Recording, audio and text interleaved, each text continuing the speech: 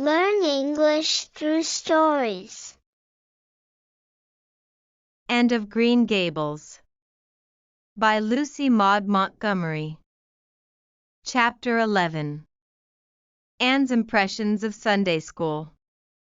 "Well, how do you like them?" said Marilla, and was standing in the Gable room, looking solemnly at 3 new dresses spread out on the bed.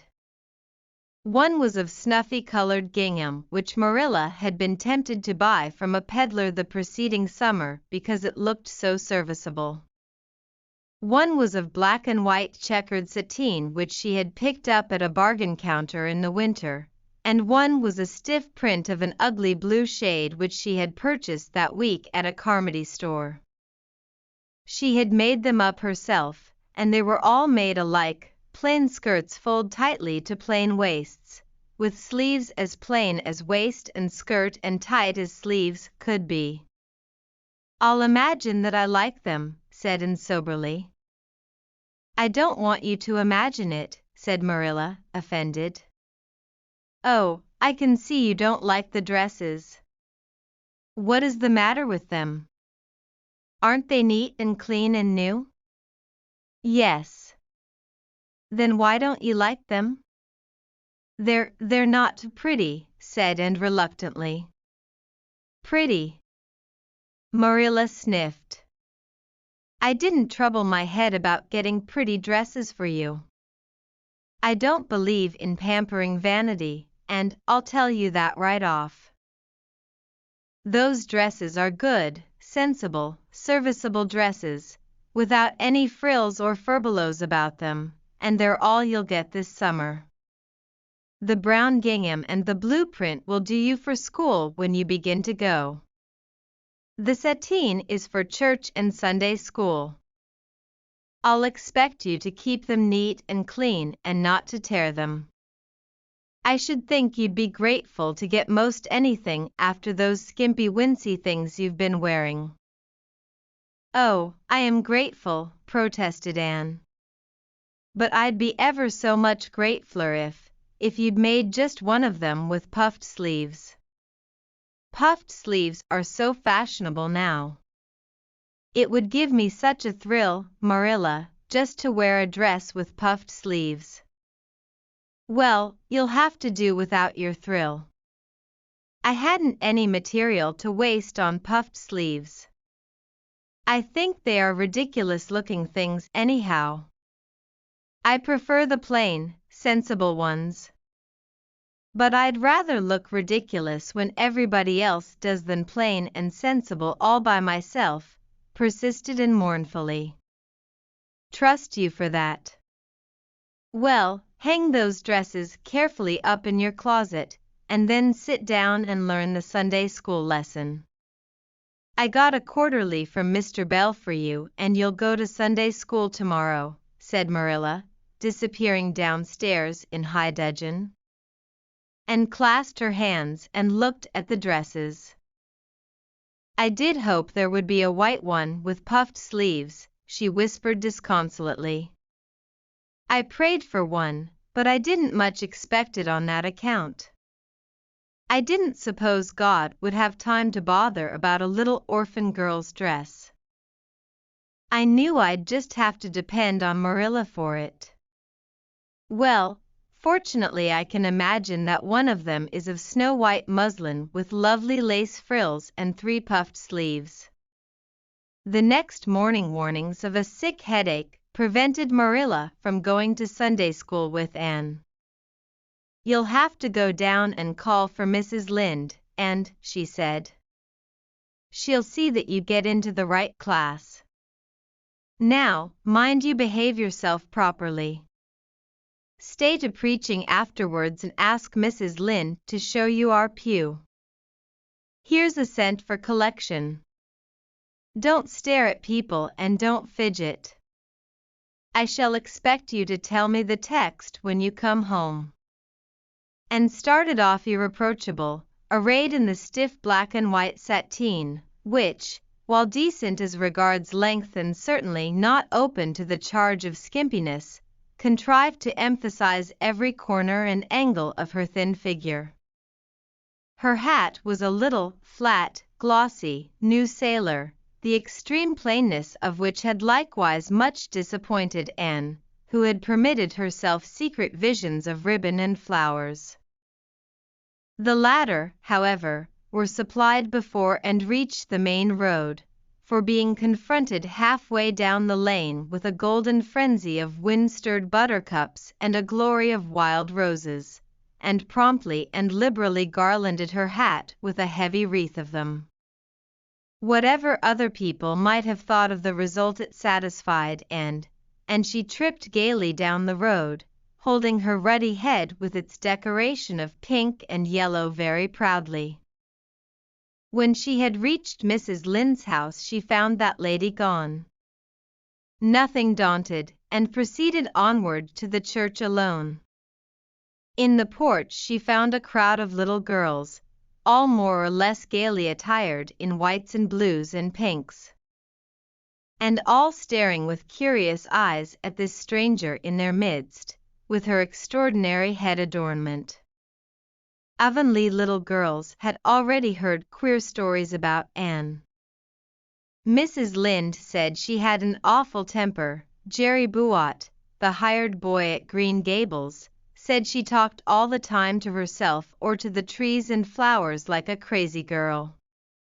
They looked at her and whispered to each other behind their quarterlies.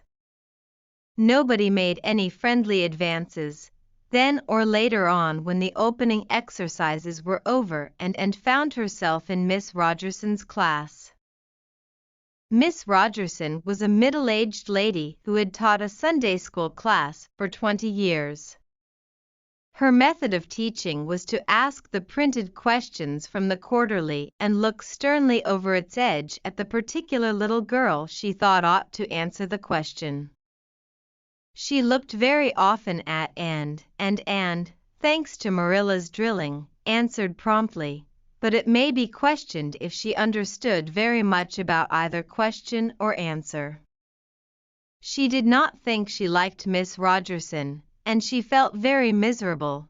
Every other little girl in the class had puffed sleeves, and felt that life was really not worth living without puffed sleeves. "Well, how did you like Sunday school?" Marilla wanted to know when Anne came home. Her wreath having faded, and had discarded it in the lane, so Marilla was spared the knowledge of that for a time. "I didn't like it a bit. It was horrid." "And Shirley," said Marilla rebukingly, and sat down on the rocker with a long sigh, kissed one of Bonny's leaves, and waved her hand to a blossoming fuchsia. "They might have been lonesome while I was away," she explained. "And now about the Sunday school." "I behaved well, just as you told me. Mrs. Lynde was gone, but I went right on myself. I went into the church, with a lot of other little girls, and I sat in the corner of a pew by the window while the opening exercises went on.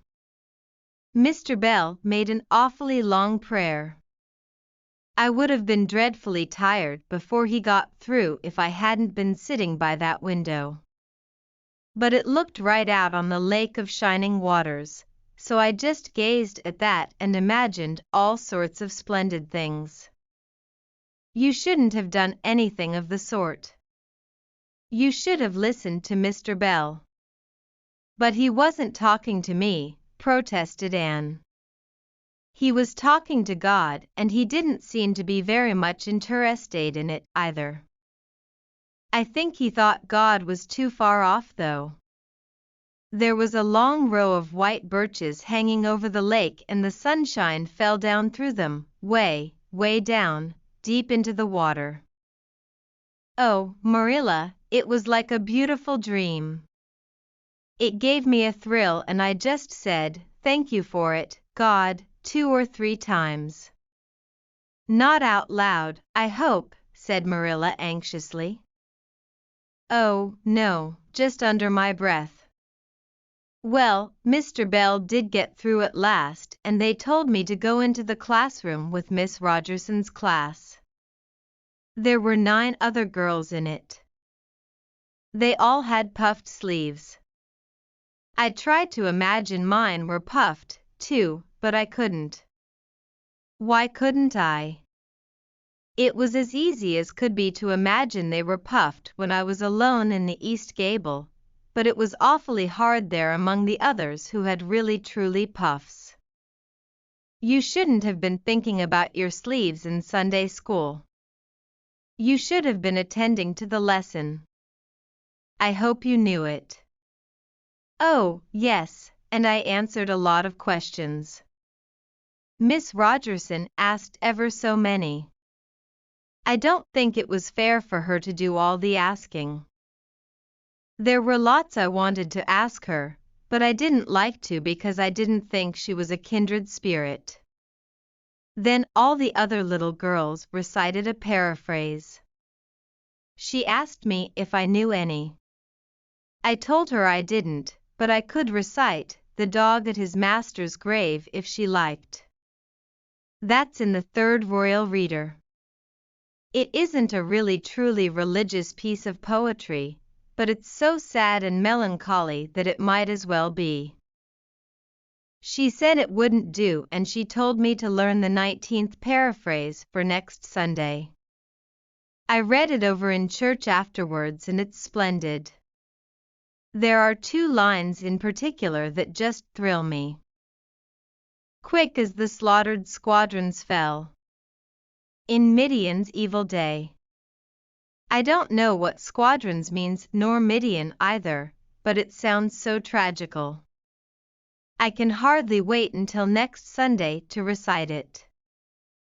I'll practice it all the week. After Sunday school I asked Miss Rogerson, because Mrs. Lynde was too far away, to show me your pew. I sat just as still as I could, and the text was Revelations, 3rd chapter, 2nd and 3rd verses. It was a very long text. If I was a minister I'd pick the short, snappy ones. The sermon was awfully long, too. I suppose the minister had to match it to the text. I didn't think he was a bit interesting. The trouble with him seems to be that he hasn't enough imagination. I didn't listen to him very much. I just let my thoughts run, and I thought of the most surprising things.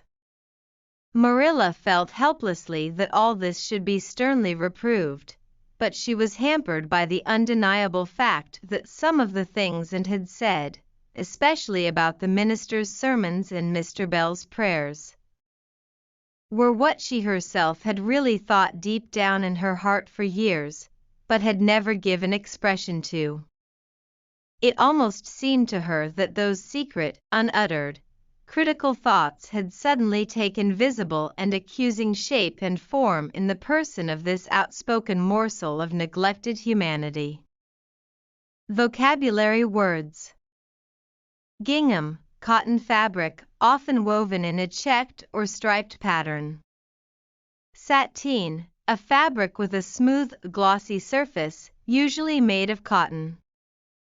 Furbelows, ornamental trimmings or frills, especially on clothing. Reproached, expressing disapproval or disappointment. Irreproachable, beyond criticism, faultless. Dudgeon, a state of indignation or resentment. Puffed sleeves, sleeves that are full and gathered, creating a puffed appearance. Skimpiness, lack of sufficient fabric or material, too small or scanty. Quarterlies, periodical publications or textbooks issued quarterly. Avonlea, the fictional village setting of the story. Paraphrase, a rewording of something, often to simplify or clarify its meaning. Melancholy, a feeling of deep sadness or sorrow. Tragical, related to or characteristic of tragedy, deeply sorrowful. Squadrons, groups of soldiers or military units. Midian, a reference to a biblical place associated with a battle. Revelations, a book in the Bible, the act of revealing or disclosing something. Snappy, concise, energetic, or lively. Sermon, a religious discourse delivered by a preacher during a worship service. Hampered, hindered or impeded, held back by obstacles. Morsel, a small piece or portion of something.